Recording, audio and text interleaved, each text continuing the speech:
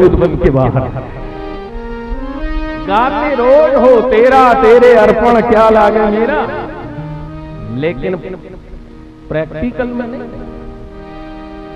इस आत्मा को उस परमात्मा में मिला दो, ये फिर से परमात्मा का ही रूप है। समुद्र में से एक लोटा पानी अलग कर दो तो वो क्या समुद्र कहलाएगा? नहीं। और यदि 10 बाल्टी पानी समुद्र में डाल दो या एक बूंद पानी समुद्र में डाल दो तो वो एक बूंद भी समुद्र बन जाता है। बिंदु सिंधु का सिद्धांत ही आत्मा और परमात्मा के निरूपण पर, इसीलिए श्रीमद् भागवत पारमहंस संहिता है। हम इस शरीर को ही आत्मा माने बैठे हैं। महाराज भूखे भजन न होए गोपाला, आत्मा सुखी तो परमात्मा।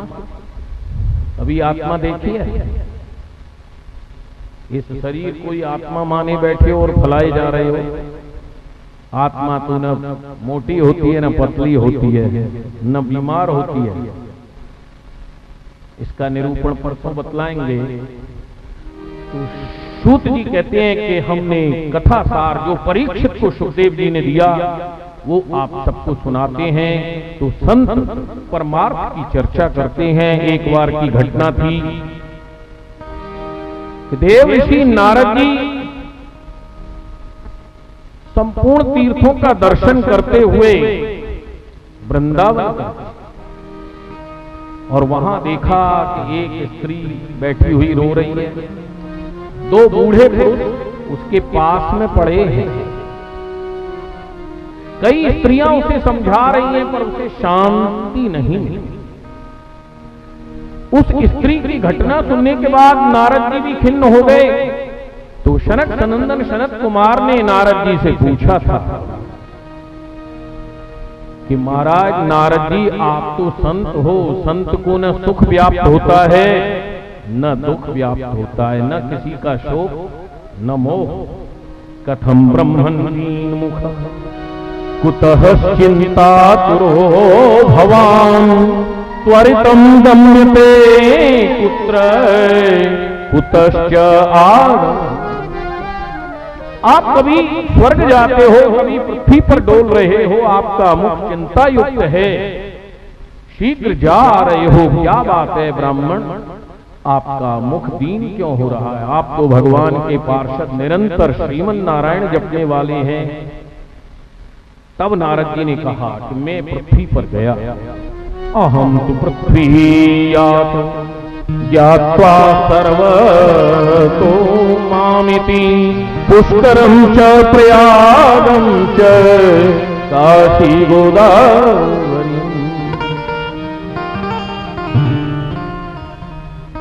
मैं संपूर्ण तीर्थों में पृथ्वी पर भ्रमण किया पर कलयुग का ऐसा तांडव हो रहा है। कलयुग ने क्या कर दिया है? कलयुग ने जीवों की वृत्ति बदल दी, सोच बदल दी, आचरण बदल दिया। सत्यो नास्ति तपः शौच, सत्यो नास्ति तपः शौच, दयादानं न विद्यते, उदरं भरिणो जीवा बराता टूट भाव। धर्म के 4 पैर होते हैं, सत्य, शौच, तप और दया। कलयुग में 3 पैर कट जाते हैं। लोगों से सत्य चला जाए। किसी से पूछो क्या कर रहे हो, कुछ नहीं। अरे भाई कुछ तो कर। अकारण झूठ बोलना, और सबसे बड़ा झूठ का साधन ये मोबाइल छोटे छोटे बच्चों तक के पास है। घर में बैठा है, किसी ने पूछा भाई जी आप हो क्या? बोले पैसा के तगादा करेगा। बोले नहीं नहीं मैं दिल्ली में हूं। बैठा अपने घर में, बतला दिया दिल्ली में। घर वाली घर में टीवी देख रही है, पति ने पूछा क्या कर रही हो? बोले रसोई में काम कर रही। सत्य चला गया और धर्म न दूषर सत्य समाना, आगम निगम पुराण। सत्य से बड़ा कोई धर्म नहीं है, और आज सब जीवों के पास से सत्य। तपह शौच, तप नहीं है।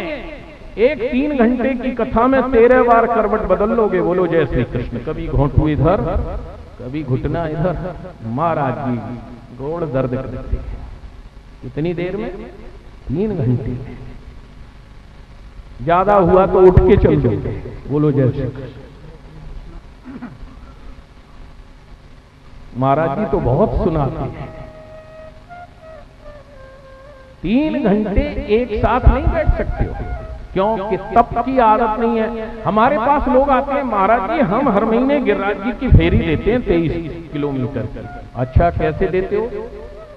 वो आएंगे, सामान वाले रिक्शे में गदरा बिछा के सो जाएंगे, रिक्शे वाला घसीट के फेरी कराएगा। हम हर महीने फेरी देते हैं।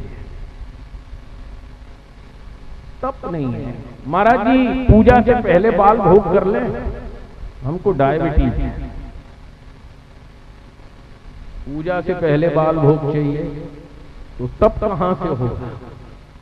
और भागवत में भक्ति, ज्ञान, वैराग्य, तप, ये चारों चीज चाहिए। तो सत्यम नास्ति तपः शौच, पवित्रता नहीं है। जिन कपड़ों से बाथरूम में गए उन्हीं से आकर के बेड पर बैठ जाते हो। बोलो जय श्री कृष्ण। और फिर कहते हो महाराज जी बाधा आती है, भूत प्रेत आते हैं। अरे भूत प्रेत नहीं आएंगे तो क्या हनुमान जी आएंगे? लैट्रीन जाकर के कम से कम, आजकल तो, पहले तो लोग जंगल में जाते थे, अब तो कमरे के सिराने पे ही बाथरूम। कपड़े उतार के जाओ, शरीर को पोंछ करके आओ, सीधे आकर के बेड पर बैठ जाते हो। फिर रसोई घर में माताएं बढ़िया ब्रेड पकौड़ा बनाती हैं। बोलो जय श्री कृष्ण। पहले हमारी यशोदा मैया कान्हा को माखन मिश्री खिलाती थी। कौशल्या मैया खीर, पुआ, लड्डू, सुवारी खिलाती थी। आजकल की मैया ब्रेड आमलेट खिलाती है। बोलो जय श्री कृष्ण। फिर बनाएंगे और सबसे पहले सबरी माता बन जाएंगे। बोलो जय श्री कृष्ण। और बनाने के बाद पहला टिफिन लगेगा बच्चों का, स्कूल जा रहे हैं महाराज जी। उसके बाद दूसरा टिफिन लगेगा बाबू लोगों का, महाराज उनको ऑफिस और दुकान जाना है। फिर बचा कुचा जूठा तेरा तेरे अर्पण क्या लागा। वो बेचारा ठाकुर भी कहता है अब जूठा ही सही, जो दे रहे हो तो ठीक है। सत्यम नास्ति तपः शौच दयादानं न विद्यते उदरं भरिणो जीवावराता। दया नहीं है। महाराज जी गौशाला बनाई है, किस लिए बनाई? गाय हत्या न हो, इसलिए। हत्या करना पाप है, हत्या देखना पाप है, और हत्या करवाना भी पाप है। गौशाला तो बना दी, पर बेल्ट पहनना नहीं छोड़ा। बोलो जय श्री कृष्ण। बढ़िया बढ़िया नरम नरम पर्स लटका करके हम माताएं मॉडर्न बन के घूम रही हैं। कैसे बनता है ये? कलकत्ते चलना देखना, गाय के बछड़े के ऊपर खौलता पानी डाल के बांस की फंटी से जीवित अवस्था में पीट करके उसकी खाल निकाल के ये पर्स बनता है, जिसे हम लेकर के घूमते हैं। सच्ची गौशाला कब बनेगी? जब हम गाय के चमड़े का प्रयोग बंद कर दें। बोलो जय श्री कृष्ण। एक से एक बढ़िया चांदी का पर्स लटकाओ, सोने चांदी की बेल्ट पहनो, चमड़े की बेल्ट पहनना आवश्यक है। क्या देखो, हम थोड़ा कड़वा किस लिए बोलेंगे कि गलती आपकी है, आपने हमको इतने ऊंचे आसन पर बिठा दिया, और हमारी ये ड्यूटी है सचिव वैद गुर तीन जो प्रिय बोले भयास राज धर्म तन तीन कर होए बेगही। हम यदि आपको नहीं सिखाएंगे तो आपका धर्म नष्ट हो जाएगा। इसलिए बतलाना हमारा काम है, मानना न मानना ये आपकी इच्छा पर। चमड़े के जूते जब तक पहनोगे तब तक गौ रक्षा नहीं, चमड़े की बेल्ट पहनोगे तब तक गौ रक्षा नहीं हो। चमड़े के पर्स लटकाओगे तब तक गौ रक्षा नहीं होगी। सच्ची भागवत का अर्थ क्या है कि भागवत में जो तत्व छुपा है उसे हम जीवन में अपनाएं। नहीं, भागवत तो केवल कितनी सी है, कलो केशव कीर्तना, केशव का कीर्तन कर लो, हो गई भागवत, और कुछ नहीं। परंतु भागवत धर्म है, भागवत कथा नहीं है, भागवत धर्म है। हम इस धर्म को अपनाएं। तो नारद जी कहते हैं मैं पृथ्वी पर गया, मैंने देखा न सत्य है, न तप है, न पवित्रता है, न दया है, दान है वो भी तामसी। 10 रुपए मंदिर में चढ़ा करके 200 कामनाओं का पुलंदा ठाकुर जी के, हे ठाकुर जी बच्चा पैदा हो जाए, पढ़ाई में पास हो जाए, बाबू का कारोबार चल जाए, व्यापार बढ़िया चल जाए। 10 रुपए चढ़ाए और कामना कितनी हो गई? 10,000। ठाकुर जी भी सोचता है बड़े घाटे का सौदा कर लिया, और उसमें तो एक आध और भी बड़े बड़े भगत पहुंच जाते हैं। एक व्यक्ति ने जीवन में कभी दान नहीं किया, लोग उससे कहते थे भैया कभी तो दान कर लो। तो एक दिन उसके मन में आया आज मैं हनुमान जी को निहाल करके ही मानूंगा, चाहे कुछ भी हो जाए। ऐसा कोई भगत नहीं मिला होगा जिसने चांदी का रुपया चढ़ाया होगा हनुमान जी के ऊपर। अब चांदी का रुपया मुट्ठी में लेके गया हनुमान जी के मंदिर पे कि आज मैं हनुमान जी को निहाल कर दूंगा, चांदी का रुपया चढ़ाया। मुट्ठी में चांदी का रुपया बंद किया। मंगलवार का दिन हनुमान जी पर बड़ी लंबी लाइन लगी हुई, खड़े खड़े वो मुट्ठी में पसीना आया, चांदी का रुपया भीग गया पसीने से। जब मंदिर के दरवाजे पर पहुंचा और देखा रुपया गीला हो गया, बोले अरे अरे ये रुपया मुझे छोड़ना नहीं चाहता है, रो रहा है बेचारा। वहां से वापस आ गया, बोले इसके तो आंसू निकल आए, अब मैं इसको नहीं चाहता। तो दया दानव न विद्यते, नारद जी ने कहा इसका परिणाम क्या हुआ कि कलयुग में एकमात्र साधन है भक्ति, जिससे भगवान आपके बस में हो सकते। आज वो भक्ति भी वृंदावन में बैठी हुई रो रही थी जब नारद जी गए थे। भक्ति को रोते देख करके नारद जी ने कहा साधु को स्त्री के पास नहीं जाना चाहिए, हमें क्या लेना है। परंतु भक्ति ने देखा कि मेरा दुख केवल साधु ही दूर कर सकता। आवाज दी, भो भो साधो, भो भो साधो क्षणं तिष्ठ, मम चिंतामपि नाशय, दर्शनं तव लोकस्य सर्वथा अगहरं परम्। अरे साधु रुकिए रुकिए, मेरी बहुत बड़ी चिंता को केवल आप दूर कर सकते हैं। क्योंकि साधु के दर्शन से सबसे बड़ा एक ही काम होता है कि आपके जितने भी पाप हैं, गंगे तब दर्शनार्थ मुक्ति, या तो गंगा के दर्शन से दूर हो जाते हैं या कोई सच्चा साधु मिल जाए तो आपके सारे पाप दूर हो जाते हैं। कोई मिल जाए संत फकीर, उतारे भव दरिया के तीर।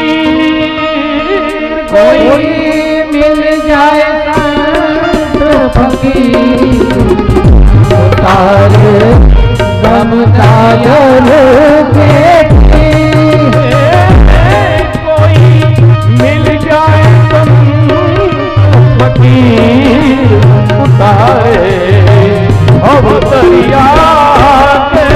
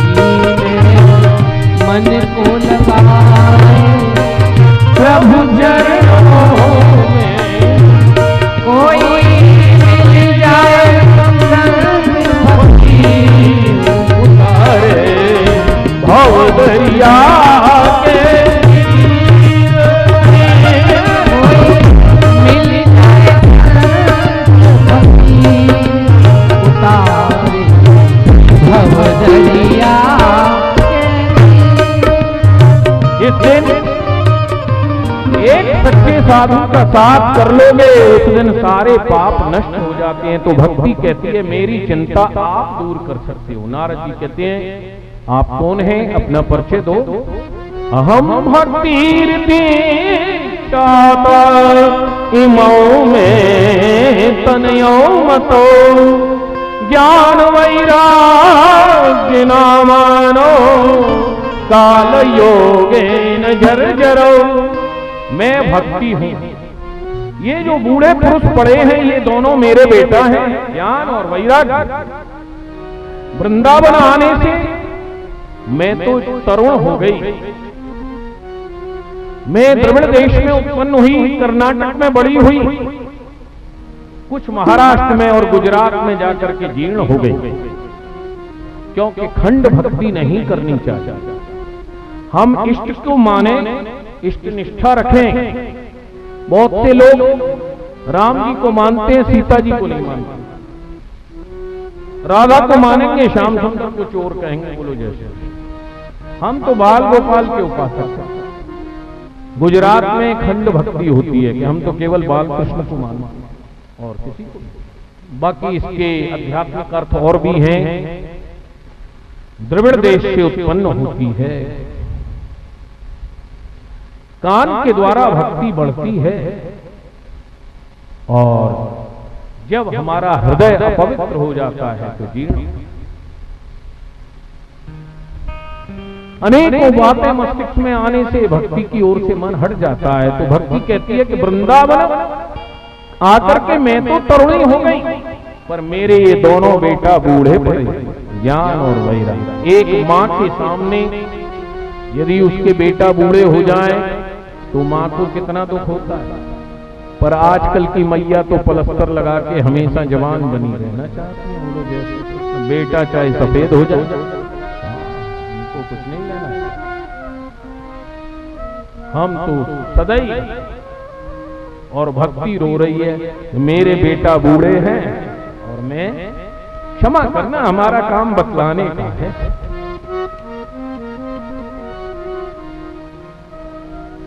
नारद जी आप कोई उपाय करिए कि मेरे दोनों पुत्र भी तरुण हो जाए। साधु के मन में जग गया, बोले इसका कष्ट दूर करना है। ज्ञान वैराग्य को वेद पाठ सुनाया, गीता पाठ सुनाया, उठो ज्ञान उठो वैराग्य।